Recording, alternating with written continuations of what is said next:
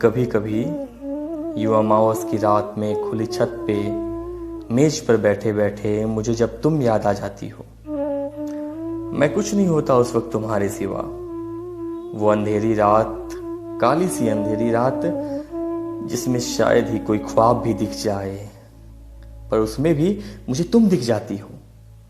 वो मुंडेर पर टकटकी सी लगी वेदना की निगाह में वो कागा शायद ही तुम्हारा संदेश लेके आया होगा, और न तो शायद तुम ही आ जाओगी और पास में बैठ के मेरी हथेली पे अपनी उंगलियों से वो सारी बातें लिख दोगी, वो सारे एहसास लिख दोगी जो कि तुमने मेरे बिन मेरी याद में महसूस किए थे।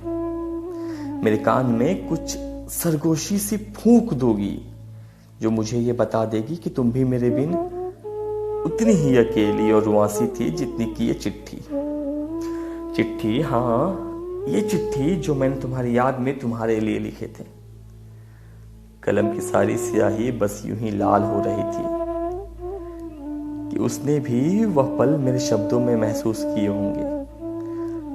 कागज की सारी फाहें जो बस किनारे से फटी चली थी, बस इस आस में कि तुम तक मेरी वेदना पहुंचे और ये इस गोंद की रस्सी की चिपकन से आजाद हो जाए।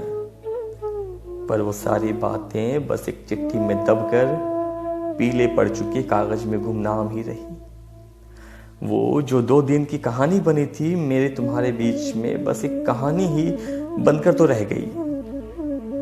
अभी ये कागज की ना जाने क्यों गर्म सी लगने लगी है। अभी शायद मौसम तुम्हारी याद की गर्माहट को महसूस करने लगा, या यूं कहें कि तुम्हारी याद में बहे आंसू मेरे डायरी के पन्नों को भिगो रही है।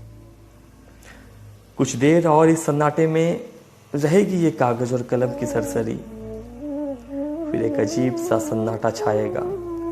वो शांति छाएगी जो उस अमावस की रात में छत पे बेंच पे बैठे बैठे महसूस की थी हमने। क्या वो तुम थी? क्या वो मैं था?